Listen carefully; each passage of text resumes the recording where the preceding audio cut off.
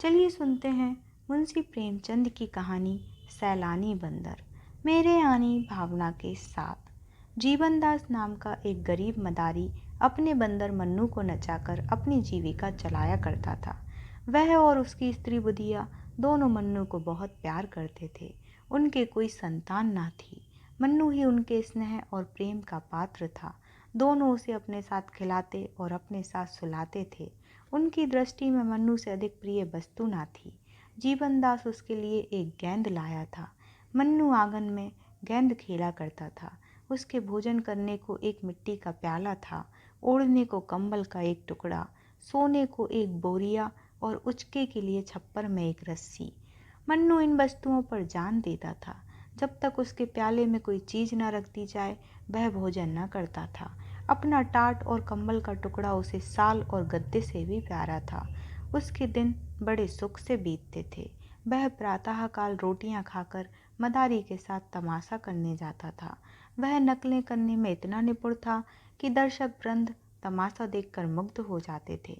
लकड़ी हाथ में लेकर वृद्धों की भांति चलता, आसन मारकर पूजा करता, तिलक मुद्रा लगाता, फिर पोथी बगल में दबाकर पाठ करने चलता।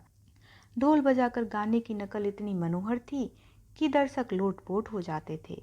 तमाशा खत्म हो जाने पर वो सबको सलाम करता था, लोगों के पैर पकड़कर पैसे वसूल करता था। मन्नू का कटोरा पैसों से भर जाता था। इसके उपरांत कोई मन्नू को एक अमरूद खिला देता, कोई उसके सामने मिठाई फेंक देता। लड़कों का तो उसे देखने से मन ही नहीं भरता था। वे अपने अपने घर से दौड़ दौड़ कर रोटियां लाते और उसे खिलाते थे। मोहल्ले के लोगों के लिए भी मन्नू मनोरंजन की एक सामग्री था। जब वह घर पर रहता तो एक न एक आदमी आकर उसके साथ खेलता रहता। खोचे वाले फेरी करते हुए उसे कुछ न कुछ दे देते थे। जो बिना दिए निकल जाने की चेष्टा करता उससे भी मन्नू पैर पकड़कर वसूल कर लिया करता था, क्योंकि घर पर वह खुला रहता था। मन्नू को अगर चिढ़ थी तो कुत्तों से। उसके मारे उधर से कोई कुत्ता न निकलने पाता था, और कोई आ जाता तो मन्नू उसे अवश्य ही दो चार कनेठियाँ और झापड़ लगाता था। उसके सर्वप्रिय होने का यह एक और कारण था। दिन को कभी कभी बुधिया धूप में लेट जाती तो मन्नू उसके सिर के जुएं निकालता और वह उसे गाना सुनाती। वह जहाँ कहीं जाती थी वहीं मन्नू उसके पीछे पीछे जाता था। माता और पुत्र में भी इससे अधिक प्रेम ना हो सकता था। एक दिन मन्नू के जी में आया कि चलकर कहीं फल खाना चाहिए।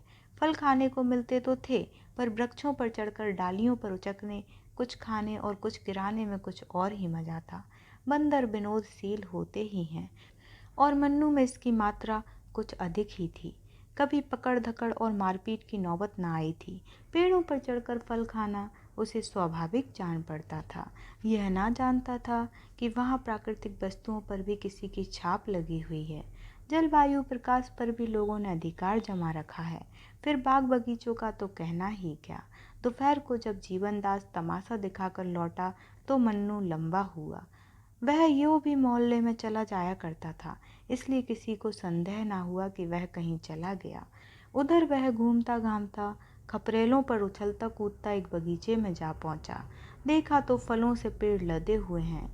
आंवले, कटहल, लीची, आम, पपीते वगैरह लटकते देखकर उसका चित्त प्रसन्न हो गया, मानो वे वृक्ष उसे अपनी ओर बुला रहे थे कि खाओ, जहाँ तक खाया जाए, यहाँ किसी की रोक टोक नहीं है।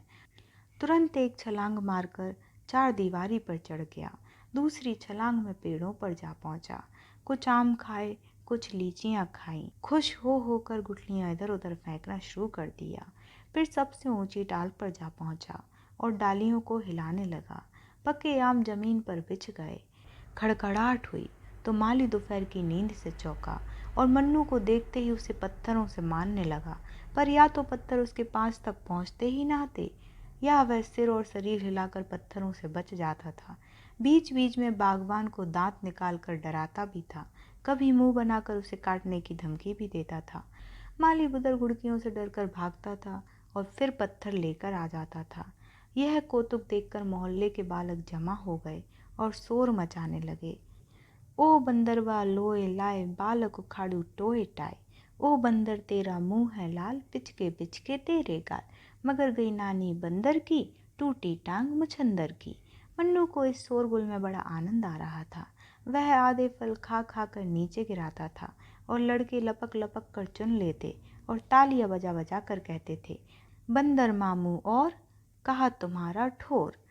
माली ने जब देखा कि यह विप्लव शांत होने में नहीं आता तो जाकर अपने स्वामी को खबर दी। वह हजरत पुलिस विभाग के कर्मचारी थे। सुनते ही जाम में से बाहर हो गए। बंदर की इतनी मजाल कि मेरे बगीचे में आकर ऊधम मचावे। बंगले का किराया मैं देता हूँ, कुछ बंदर नहीं देता। यहाँ कितने ही असहयोगियों को लदवा दिया। अखबार वाले मेरे नाम से कांपते हैं। बंदर की क्या हस्ती है। तुरंत बंदूक उठाई और बगीचे में आ पहुंचे। देखा, मन्नू एक पेड़ को जोर जोर से हिला रहा था। लाल हो गए और उसकी तरफ बंदूक तानी। बंदूक देखते ही मन्नू के होश उड़ गए। उस पर आज तक किसी ने बंदूक नहीं तानी थी, पर उसने बंदूक की आवाज़ सुनी थी। चिड़ियों को मारे जाते देखा था, और ना देखा होता तो भी बंदूक से उसे स्वाभाविक भय होता। पशु बुद्धि अपने शत्रुओं से स्वतः साशंक हो जाते हैं। मन्नू के पांव मानो सुन्न हो गए।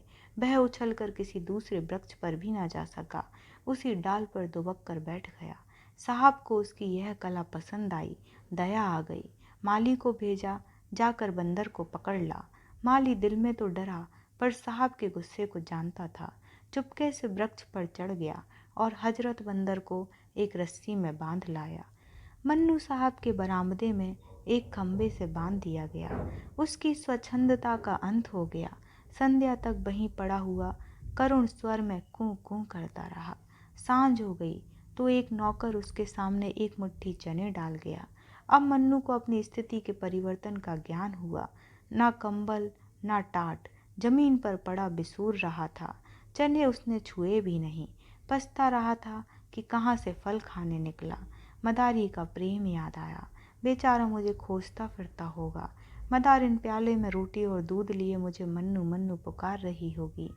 हाय विपत्ति, तूने मुझे कहाँ लाकर छोड़ा। रात भर वह जागता और बार बार खंबे के चक्कर लगाता रहा। साहब का कुत्ता टॉमी बार बार डराता और भौंकता था। मन्नू को उस पर ऐसा क्रोध आता था कि पाँव तो मारे चपतों के चौंधिया दूं, पर कुत्ता निकट न आता। दूर से ही गरज कर रह जाता था। रात गुजारी तो साहब ने आकर मन्नू को 2-3 ठोकरें जमाई। सुअर, रात भर चिल्ला चिल्ला कर नींद हराम कर दी। आँख तक ना लगी। बच्चा, आज भी तुमने गुल मचाया तो गोली मार दूंगा। यह कहकर वह तो चले गए। अब नटखट लड़कों की बारी आई। कुछ घर के और कुछ बाहर के लड़के जमा हो गए। कोई मन्नू को मुंह चिढ़ाता, कोई उस पर पत्थर फेंकता और कोई उसको मिठाई दिखाकर ललचाता था। कोई उसका रक्षक ना था। किसी को उस पर दया ना आती थी। आत्मरक्षा की जितनी क्रियाएं उसे मालूम थीं, सब करके हार गया। प्रणाम किया, पूजा पाठ किया, लेकिन उसको उपहार यही मिला कि लड़कों ने उसे और भी धिक्कारना शुरू किया। आज किसी ने उसके सामने चने भी ना डाले, और यदि डाले भी तो वह खा ना सकता। शोक ने भोजन की इच्छा ना रखी थी। संध्या समय मदारी पता लगाता हुआ साहब के घर पहुंचा। मन्नू उसे देखते ही ऐसा अधीर हुआ मानो जंजीर तोड़ डालेगा, खंबे को गिरा देगा। मदारी ने जाकर मन्नू को गले से लगा लिया और साहब से बोला, हुजूर, भूल चूक तो आदमी से भी हो जाती है। यह तो पशु है। मुझे चाहे जो सजा दीजिए, पर इसे छोड़ दीजिए। सरकार, यही मेरी रोटियों का सहारा है। इसके बिना हम 2 प्राणी भूखे मर जाएंगे। इसे हमने लड़के की तरह पाला है। जब से ये भागा है, मदारिन ने दाना पानी छोड़ दिया है। इतनी दया कीजिए सरकार। आपका अकबाल सदा रोशन रहे, इससे भी बड़ा ओहदा मिले। कलम चाक हो, मुद्दई बेबाक हो। आप हैं सपूत, सदा रहें मजबूत। आपके बेरी को दावे भूत। मगर साहब ने दया का पाठ ना पढ़ा था। घुड़क कर बोले, चुप रह पाजी, टैं करके दिमाग चाट गया। बचा बंदर छोड़कर बाघ का सत्यानाश कर डाला। अब खुशामद करने चले हो? जाकर देखो तो इसने कितने फल खराब कर दिए। अगर इसे ले जाना चाहता है तो 10 रुपया लाकर मेरी नज़र कर, नहीं तो चुपके से अपनी राह पकड़। यह तो यहीं बंधे बंधे मर जाएगा, या कोई इतने दाम देकर ले जाएगा। मदारी निराश होकर चला गया। 10 रुपये कहाँ से लाता? बुधिया से जाकर हाल कहा। बुधिया को अपनी तरस पैदा करने की शक्ति पर ज़्यादा भरोसा था। बोली, बस ली तुम्हारी करतूत। जाकर लाठी से मारी होगी। हाकिमों से बड़े दांव पेच की बातें की जाती हैं, तब कहीं जाकर वे पसीजते हैं, चलो मेरे साथ, देखो छुड़ा लाती हूँ कि नहीं। यह कहकर उसने मन्नू का सब सामान एक गठरी में बांधा और मदारी के साथ साहब के पास आई। मन्नू अब की इतने जोर से उछला कि खंबा हिल उठा। बुधिया ने कहा, सरकार, हम आपके द्वार पर भीख मांगने आए हैं, यह बंदर हमको दान दे दीजिए। साहब, हम दान देना पाप समझते हैं। मदारिन, हम देश देश घूमते हैं, आपका जस गावेंगे। साहब, हमें जस की चाह या परवाह नहीं है। मदारिन, भगवान आपको इसका फल देंगे। साहब, मैं नहीं जानता भगवान कौन भला है। मदारिन, महाराज, क्षमा की बड़ी महिमा है। साहब, हमारे यहाँ सबसे बड़ी महिमा दंड की है। मदारिन, हुजूर, आप हाकिम हैं, हाकिमों का काम है न्याय कराना। फलों के पीछे दो आदमियों की जान न लीजिए, न्याय ही से तो हाकिम की बड़ाई होती है। साहब, हमारी बड़ाई क्षमा और न्याय से नहीं है, और ना न्याय करना हमारा काम है, हमारा काम है मौज करना। बुधिया की एक भी युक्ति इस अहंकार मूर्ति के सामने ना चली। अंत को निराश होकर वह बोली, हुजूर, इतना हुक्म तो दे दें कि यह चीज़ें बंदर के पास रख दूं, इन पर यह जान देता है। साहब, मेरे यहाँ कूड़ा करकट रखने की जगह नहीं है। आखिर बुधिया हताश होकर चली गई। टॉमी ने देखा मन्नू कुछ बोलता नहीं तो शेर हो गया। भूखता भूखता मन्नू के पास चला गया। मन्नू ने लपक कर उसके दोनों कान पकड़ लिए और इतने तमाचे लगाए कि उसे छठी का दूध याद आ गया। उसकी चिल्लाहट सुनकर साहब कमरे से बाहर निकल आए और मन्नू के कई ठोकरें लगाईं। नौकरों को आज्ञा दी कि इस बदमाश को 3 दिन तक कुछ खाने को मत दो। संयोग से उसी दिन एक सर्कस कंपनी का मैनेजर साहब से तमाशा करने की आज्ञा लेने आया।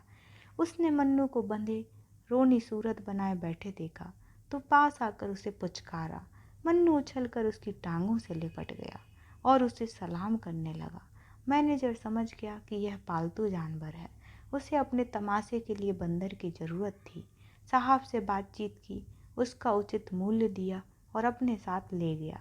किंतु मन्नू को शीघ्र ही विदित हो गया कि यहाँ मैं और भी बुरा फंसा। मैनेजर ने उसे बंदरों के रखवाले को सौंप दिया। रखवाला निष्ठुर और क्रूर प्रकृति का प्राणी था।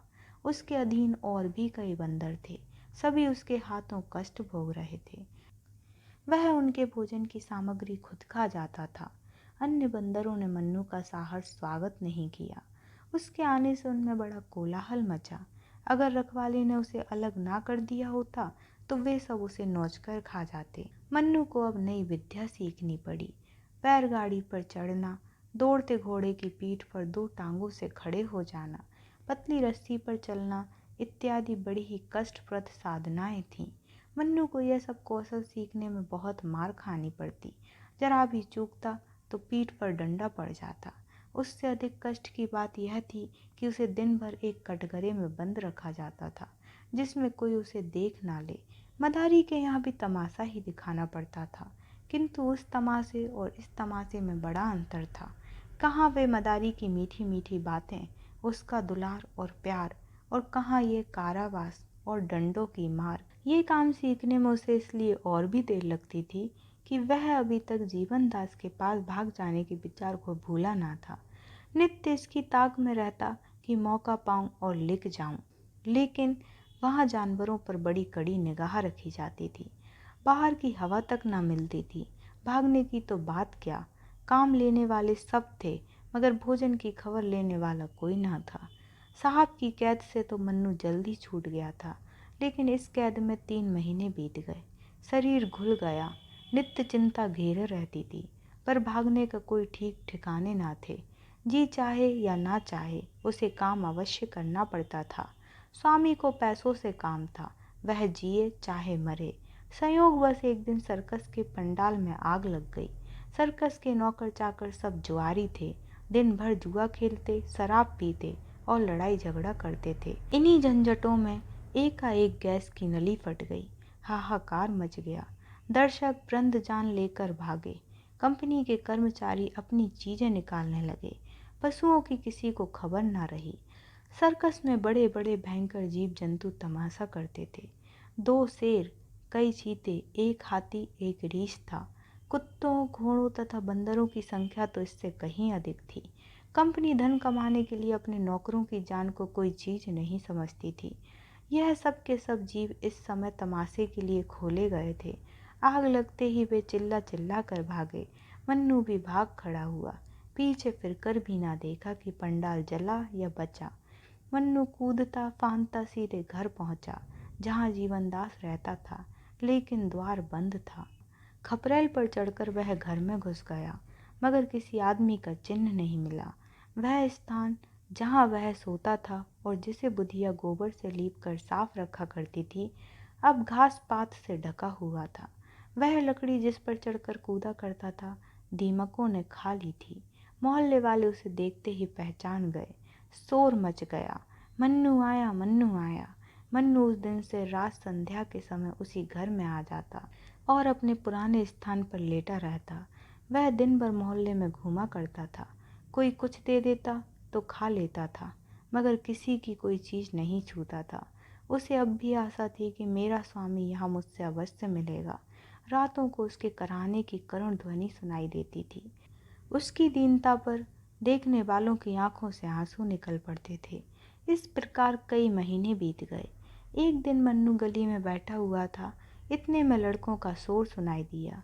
उसने देखा, एक बुढ़िया नंगे बदन, एक चीथड़ा कमर में लपेटे, सिर के बाल छिटकाए, भूतनियों की तरह चली आ रही है, और कई लड़के उसके पीछे पत्थर फेंकते, पगली नानी की हाँक लगाते, तालियां बजाते चले आ रहे हैं। वह रह रहकर रुक जाती है और लड़कों से कहती है, मैं पगली नानी नहीं हूँ, मुझे पगली क्यों कहते हो? आखिर बुढ़िया जमीन पर बैठ गई और बोली, बताओ, मुझे पगली क्यों कहते हो? उसे लड़कों पर लैस मात्र भी क्रोध न आता था। वह ना रोती थी ना हंसती, पत्थर लग भी जाता चुप हो जाती थी। एक लड़के ने कहा, तू कपड़े क्यों नहीं पहनती? तू पागल नहीं तो और क्या है? बुढ़िया, कपड़े तो जाड़े में सर्दी से बचने के लिए पहने जाते हैं, आजकल तो गर्मी है। लड़का, तुझे शर्म नहीं आती? बुढ़िया, शर्म किसे कहते हैं बेटा? इतने साधु सन्यासी नंगे रहते हैं, उनको पत्थर से क्यों नहीं मारते? लड़का, वे तो मर्द हैं। बुढ़िया, क्या शर्म औरतों के लिए ही है? मर्दों को शर्म नहीं आनी चाहिए। लड़का, तुझे कोई जो कुछ दे देता है उसे खा लेती है, तू पागल नहीं तो और क्या है? बुढ़िया, इसमें पागलपन की क्या बात है बेटा? भूख लगती है पेट भर लेती हूँ। लड़का, तुझे कुछ विचार नहीं है? किसी के हाथ की चीज खाते घिन नहीं आती? बुढ़िया, घिन किसे कहते हैं बेटा? मैं भूल गई। लड़का, सभी को घिन आती है, क्या बता दूं घिन किसे कहते हैं? दूसरा लड़का, तू पैसे क्यों हाथ से फेंक देती है? कोई कपड़े देता है तो क्यों छोड़कर चली जाती है? पगली नहीं तो क्या है? बुढ़िया, पैसे कपड़े लेकर क्या करूं बेटा? लड़का, और लोग क्या करते हैं? पैसे रुपए का लालच सभी को होता है। बुढ़िया, लालच किसे कहते हैं बेटा? मैं भूल गई। लड़का, इसी से तुझे पगली नानी कहते हैं। तुझे ना लोभ है, ना घिन है, ना विचार है, ना लाज है, ऐसों को तो पागल ही कहते हैं। बुढ़िया, तो यही कहो, मैं पगली हूँ। लड़का, तुझे क्रोध क्यों नहीं आता? बुढ़िया, क्या जाने बेटा, मुझे तो क्रोध नहीं आता। क्या किसी को क्रोध भी आता है? मैं तो भूल गई। कई लड़कों ने इस पर पगली पगली का शोर मचाया और बुढ़िया उसी तरह शांत भाव से आगे चली। जब वह निकट आई तो मन्नू उसे पहचान गया। यह तो मेरी बुधिया है। वह दौड़कर उसके पैरों से लिपट गया। बुढ़िया ने चौंक कर मन्नू को देखा, पहचान गई। उसने उसे छाती से लगा लिया। मन्नू को गोद में लेते ही बुधिया को अनुभव हुआ कि मैं नग्न हूँ। मारे शर्म के वह खड़ी न रह सकी। बैठकर एक लड़के से बोली, बेटा, मुझे कुछ पहनने को दोगे? लड़का, तुझे तो लाज ही नहीं आती थी ना? बुढ़िया, नहीं बेटा, अब तो आ रही है, मुझे ना जाने क्या हो गया था। लड़कों ने फिर पगली पगली का शोर मचाया तो उसने पत्थर फेंककर लड़कों को मारना शुरू कर दिया। उनके पीछे दौड़ी। एक लड़के ने पूछा, अभी तो तुझे क्रोध नहीं आता था, अब क्यों आ रहा है? बुढ़िया, क्या जाने क्यों, अब क्रोध आ रहा है। फिर किसी ने पगली कहा तो बंदर से कटवा दूंगी। एक लड़का दौड़कर एक फटा हुआ कपड़ा ले आया। बुधिया ने वह कपड़ा पहन लिया, बाल समेट लिए। उसके मुख पर जो एक अमानुषावा थी, उसकी जगह चिंता का पीलापन दिखाई देने लगा। वह रो रो कर मन्नू से कहने लगी, बेटा तुम कहाँ चले गए थे? इतने दिन हो गए हमारी सुध ना ली। तुम्हारा मदारी तुम्हारे ही वियोग में परलोक से धारा। मैं भिक्षा मांगकर अपना पेट पालने लगी। घर द्वार तहस नहस हो गया। तुम थे तो खाने की, पहनने की, गहने की, घर की इच्छा थी। तुम्हारे जाते सब इच्छाएं लुप्त हो गईं। अकेली भूख तो सताती ही थी, पर संसार में और किसी की चिंता ना थी। तुम्हारा मदारी मरा, पर आंखों में से आंसू न आए। वह खाट पर पड़ा कराहता था और मेरा कलेजा ऐसा पत्थर का हो गया था कि उसकी दवा दारू की कौन कहे। उसके पास घड़ी तक ना होती थी। सोचती थी यह मेरा कौन है। अब आज बेसब बातें और अपनी वह दशा याद आती है तो यही कहना पड़ता है कि मैं सचमुच पगली हो गई थी और लड़कों का मुझे पगली नानी कहकर चिढ़ाना ठीक ही था। यह कहकर बुधिया मन्नू को लिए हुए शहर के बाहर एक बाग में गई, जहाँ वह एक पेड़ के नीचे रहती थी। वहाँ थोड़ी सी पुआल हुई थी।